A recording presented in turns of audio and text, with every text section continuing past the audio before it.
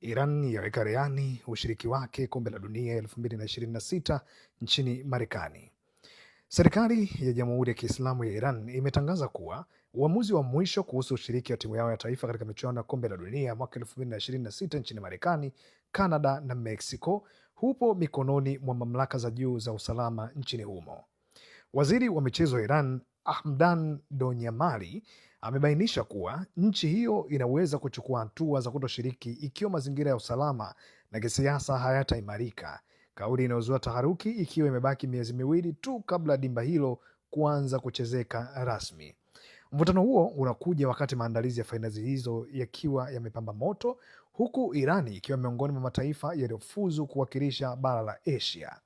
Akizungumza na waandishi wa habari, Waziri Donyamari amesisitiza kuwa Baraza Kuu la Usalama wa Taifa ndilo litakalotoa mwelekeo wa mwisho, akihusisha ushiriki wao na mwenendo wa kisiasa wa mwenyeji mkuu, yaani Marekani. Inawezekana uamuzi ukawa kuto kushiriki, alikuwa anasema waziri huyo, akiongezea kuwa bado msimamo wa mwisho haujafikiwa mpaka hivi sasa.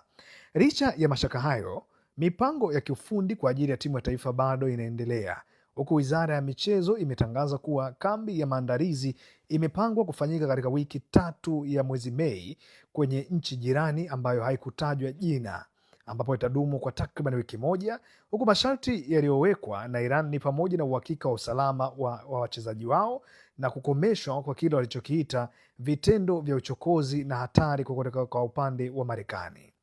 Kwa upande mwingine, shirikisho la mpira wa miguu duniani yaani FIFA limeonyesha msimamo thabiti Iran itakuwepo kwenye mashindano hayo. Rais wa FIFA Gianni Infantino akizungumza Jumatano iliyopita aliondoa shaka akisema Iran itakuja bila shaka. Infantino alisisitiza kuwa soka linapaswa kuwa chombo cha amani na kwamba wachezaji wa Iran wana haki na hamu kubwa ya kuiwakilisha nchi yao baada ya kufuzu kihalali uwanjani.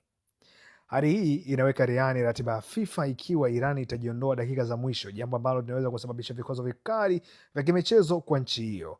Wachambuzi wa siasa za kimataifa wanaona hatua hii kama mwendelezo wa uhusiano mbaya wa kidiplomasia kati ya Tehran pamoja na Washington, ambao sasa umehamia kwenye ulingo wa kimichezo, jambo ambalo linaweka rehani ni namna gani wataweza kupambana na jambo hili na mambo yakaweza kurejea tena ya amani kama ilivyokawa hapo mwanzoni.